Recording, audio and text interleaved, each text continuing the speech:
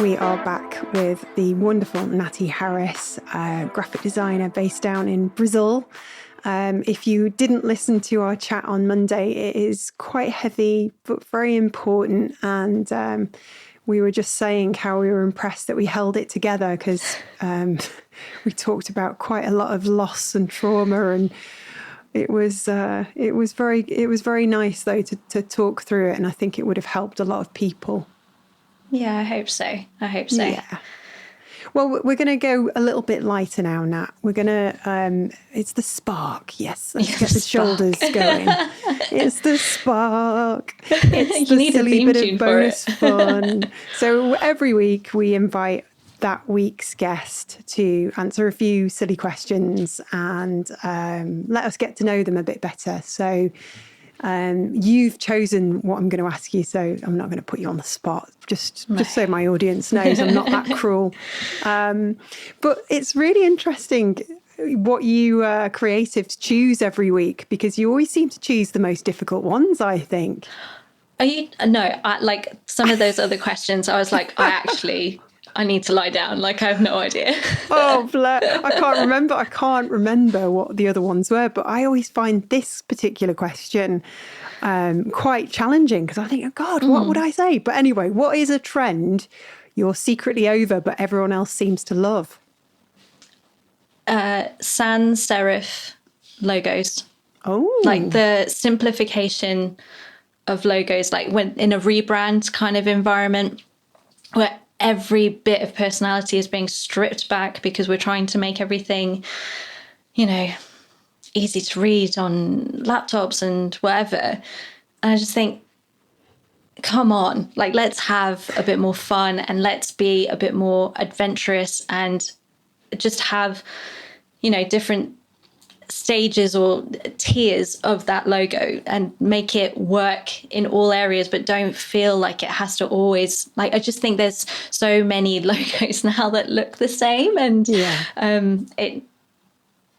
why be bland when you could be, maybe that's the maximalist in me that's like, come on. Yeah, let's have some fun. Let's have fun. I think it'll probably change. It goes in cycles. There'll be like a burst of creativity, and everybody will try then to look completely different, and then it will go back to everything looking the same again. Same, yeah, exactly. So the trend won't last long. It won't, I promise you. And I think the thing that's driving the move back to making things more interesting again is probably AI. Because AI is making everything look the same. Yes, hugely so. Yeah, absolutely. So and also it can't do fonts. So as long as you've got something fonty in there, you're all right. Did you see Jessica Walsh's first article for Creative Boom today? She was talking about... I've opened the tab. It's on my phone for later. Typography might be the last thing AI can't fake, she wrote. So give that a whirl. Yeah, I don't think that they... Yeah, I agree with her. I'm just going to agree with Jessica Walsh because she's awesome. I think that's wise. Yeah. What's the smallest thing that instantly improves your workday? Oh, you know what? It's really, really daft, but a really good pen. Ooh. I love that. I really do make an effort to write something down in the day. Yes. Even if it's like a to-do list of the things I've already done, just so I can tick and I can feel like I've accomplished something. Wake up, done. But the smoothness of a really good pen on paper, immediately I'm like, oh, okay, the world is all right. It's not that bad. It's fine. Yeah. Like, calm down. It'll be okay. It's like Tom Hiddleston dancing, isn't it? It's that kind of vibe. Yeah, thanks so much for that visual. Yeah. It's going to help. What are we talking? Tom Hiddleston, Night Manager 1 or 2 or both?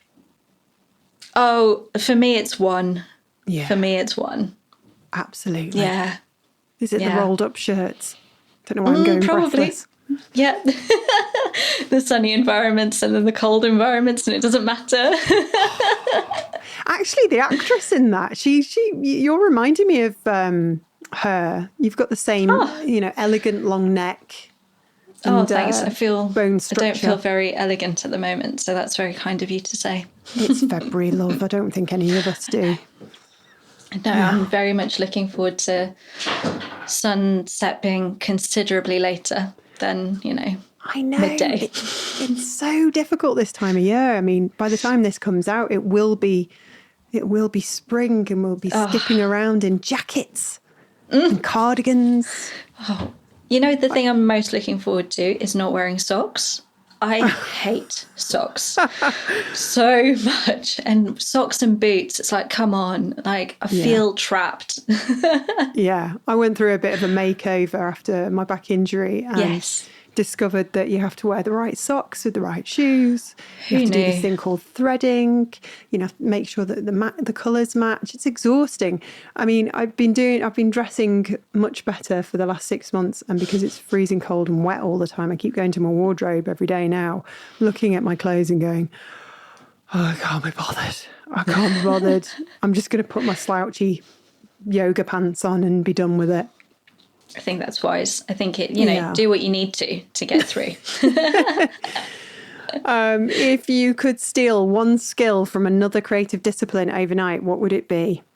Oh, words. Writing. I can't write. Well, I can, but not really. Like, you can.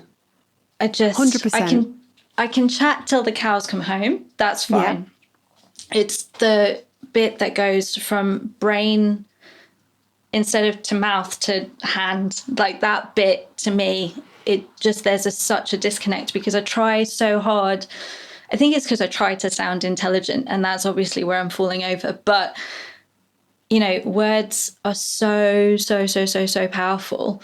And I just don't ever feel like I harness them well enough when they're permanent on paper. And maybe that's the conflict, is that I'm overwhelmed by the permanence of them. But being able to write would be a dream, a real dream. Can I give you some advice? And it's probably obvious. Don't overthink it. Oh, well, it is my second time occupation is overthinking, so I'm not sure I'm going to get very far. Well, the thing is, I had an old boss. He's now one of my best friends, has been for, nearly 20 years. And he gave me the best advice early on in my career. And he said, the key to great communication is not to make it sound intelligent and highbrow. The key to good writing is that you are communicating a message, and the simpler you can do that, the better. Yeah.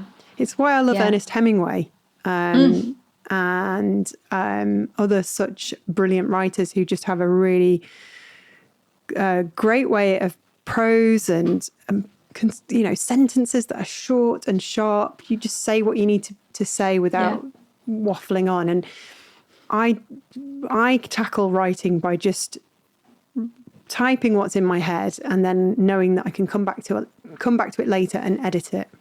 And it just flows out of me. I have no issue that I've always been able to do that. And I've never had that thing, but I do understand the need to make it sound more intelligent. But Paul put a stop to that, and he said, you don't need to do that. Yeah. So, yeah. Yeah. Hope that helps. No, that's very good. Yeah, thank you. I'll send you an invoice. Yeah. Yes, please. Oh, I like this one. Who's your creative hero, past or present, and what have they taught you without you even knowing it? So I think it will be Frida Kahlo. Oh. And I was introduced to Frida Kahlo at secondary school obviously not introduced because she's not here, but my very, very, very excellent art teacher, Miss Duggan, we were doing a thing about, the theme was about women or womanhood or something like that. And she said, well, we can't talk about womanhood without talking about Frida Kahlo. And I was like, who the heck is that? And obviously then once the pictures came up, I was like, oh, I know her. Like, yeah, that's fine. And then just this long fascination with her ever since. And going to her, there was an exhibition at the V&A that me and my husband went to a couple of years back. I say a couple of years, a decade ago. And wow, that was a while ago. And it only like helped me deep dive into her whole world. And she was unapologetic. And I think that is the thing that I've taken away from it all, is, and her life and her legacy and everything else, is like just how unapologetic she was. And in the exhibition at the V&A, they also had a snippet about what her house is like in Mexico. And she was an avid collector of random objects. So she has like, I don't know, 20 horsehair brushes, and they're all immaculately displayed. And she made, it was almost like, whether intentionally or not, I don't know, she made everything a piece of artwork. And to me, that's such an incredible way to live, that you see the impact that you make and recognize that anything can be creative, anything can make people feel something, can tell a story. And I think, yeah, she was just a badass. And I think that's also another thing that I'm like, well, I'll be a bit of Frida today. Love that. I've got a picture of her in my downstairs loo. You know, have you? Yeah, I've got like a picture wall of people, you know, people we like, our creative heroes. And yeah, she's amazing, because she was also like a chronic pain sufferer. Yeah. So, you know, she definitely had a lot of empathy and compassion, I would expect. Yeah, no, absolutely. And I think she, you know, not only from the bus accident, but also that I think she had polio, and that affected her legs. And, you know, that's why partly why she wore traditional dress, was because it, you know, it made it more comfortable for her. And yeah, she was just so layered. And I love that about her. Like, that stupid phrase of, you know, feeling like you're too much. I mean, Frida was, you know, She really on. too much, but she didn't care. She was amazing. She apparently said things like, "Feet, what do I need you for when I have wings to fly?" Isn't that wonderful? It's delicious. I love that. Oh, I'm just reading through here. Like, I am not sick, I am broken, but I am happy to be alive as long as I can paint. Yeah.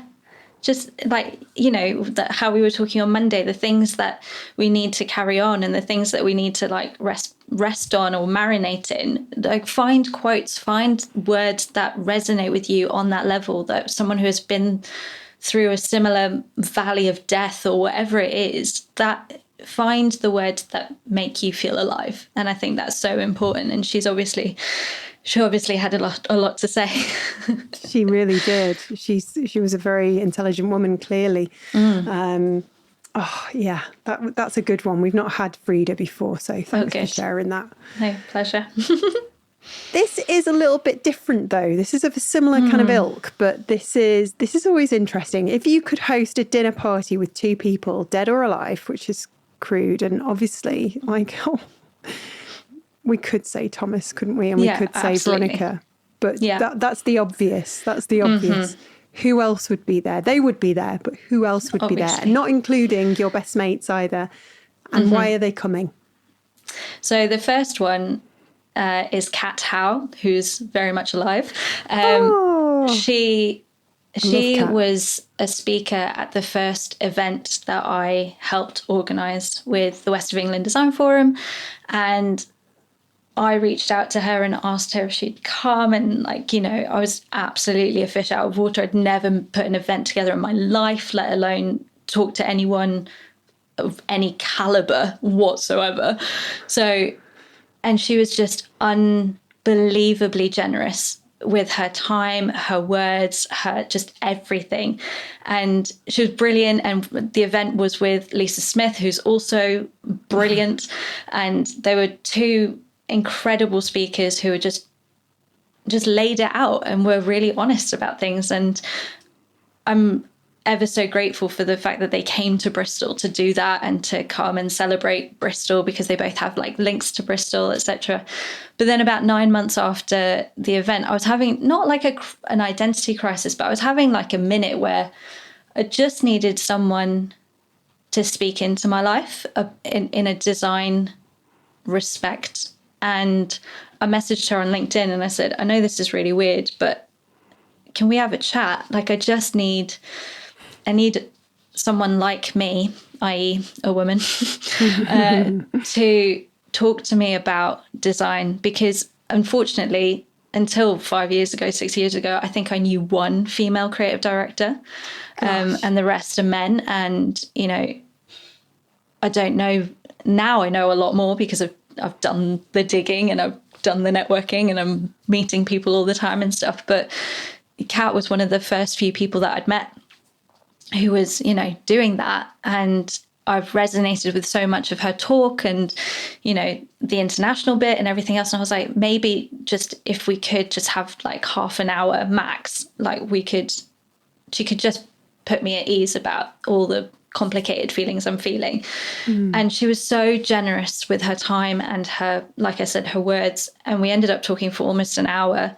And she still checks in on me every now and then. And I'm so grateful that, you know, Muppet Natty in Bristol occupies like even like 0.5% of a brain cell of her. So I would love to have dinner with her, host dinner, make something delicious for her as a gesture of gratitude, but also just to get to know her a bit better and like drink a lot of gin and tonics. And I think we'd have a wonderful time. Can I come? Lots of wine. Yes, please. I love Kat. She's done the same for me. She's a very generous soul, a good egg. And is so sincere, you know, so genuine. But who else? I mean, you've got that force of nature. Who else are you going to have? I'm going to have the author, illustrator, executive producer, Alice Oseman, to come along. Because, I don't know, have you watched or read Heartstopper? No, I have not. Please do. On Netflix. And the series of Heartstopper in book form are graphic novels. No, I don't have them here. They're on my other bookcase. And Alice is an incredible creative, because they started their career as a novelist and wrote their first book, I think, when they were 21, and it's called Solitaire, and it sort of paints the foundation of this universe that Alice has created. Alice has written several other books since then. And then these two characters from Solitaire, Nick and Charlie, she just couldn't let them go. And then wrote Heartstopper, but wrote it as a graphic novel and illustrated the whole thing. And to me, to be able to, with words that, you know, is an area that I'm like, I can't write to save my life or whatever. For her to do that, then also transcend into illustration, to also then go into graphic novels, to then it get picked up as a Netflix show where so many pages of the graphic novel are literally like just exact replicas of what you see on Netflix, to transcend so many areas of creativity just blows my mind. And I would love to swim in her brain and like figure it all out, or see it, or touch it, or understand it, or ask more questions about film, because I think it's fascinating. And that whole world that we're so invested in, because everyone's got Netflix and everyone watches TV and everything else, to do the behind the scenes. And for Alice to potentially speak a very similar language to me as an illustrator or as a, you know, graphic designer or whatever, I think it would just make for such a great dinner to have Kat Howe, powerhouse woman designer, and then Alice, who has done such incredible things. I think they're only 30. You know, I think I would just sit there and just absorb it all. I wouldn't say anything. I'd be like, tell me everything. Tell me what's going on, what's going down. Yeah. Well, we'll have those. I'll bring in Jennifer Lawrence and Amy Poehler. We'll also add in Frida Kahlo, and then we'll just have an amazing evening. Amazing. Yeah. Lots of wine. We'll have a great time. 100%. 100%. Now, we do this lovely chain reaction type thread per episode. So last week's guest was David Airy, the graphic designer. Oh, exciting. Yeah. I know. He had quite a difficult question to answer from the previous guest. It was something along the lines of, what are you currently not doing that you should be doing? and why are you not doing it, or something along those lines. So that was quite an interesting one. I bet that got a lot of people thinking, what is it that I'm currently not doing that I should be doing? And why am I not doing it? But David wants to know, what do you want to be remembered for? I know. Need to lie down. My gosh. I know. It's been. I said to him, that's a bit heavy. He said, I know. I do apologise, but I am just really curious. What is it that people want to be remembered for? What do you want to be remembered for? And like, I guess that's a really great question off the back of our Monday episode, where we were remembering people and what the impression they left on us forever. And I guess for me, I want to be remembered for making everyone feel at home. It's been such a privilege to do Creative Boom in real life in Bristol, and to do, design forum stuff. And it was so out of my comfort zone, but I was so inspired by the people that were doing it before. And I was like, oh, maybe one day I'll be as cool as them and I can put events on and make people feel welcome. And it's the biggest sort of takeaway I've had from Creative Boom in real life is that, people have said, I just felt really welcomed, and I felt like it wasn't cliquey, and it wasn't that I had to be this sort of level of designer or this level of creative. And I hope that, I make people laugh and I make people feel at home. You really do. And got so many lovely people giving that kind of feedback after your first in real life. And you met Lewis Clark as well. Yes. Yeah, no, we know each other from online for ages. And, I was always commenting on his stuff like, lush, love this or whatever. And then he was a speaker at one of our design forum events, and I got to meet him in real life. And I was like, I almost want to touch your face just to know that you are real. Like, this is so bizarre because you've only ever existed on my phone. To then have you right in front of me, this is wild. And he thankfully wasn't entirely put off by me for saying that. But we've caught up several times, and he's come to Creative Boom twice now, and he's advertising for us for Design Forum, our next event in March.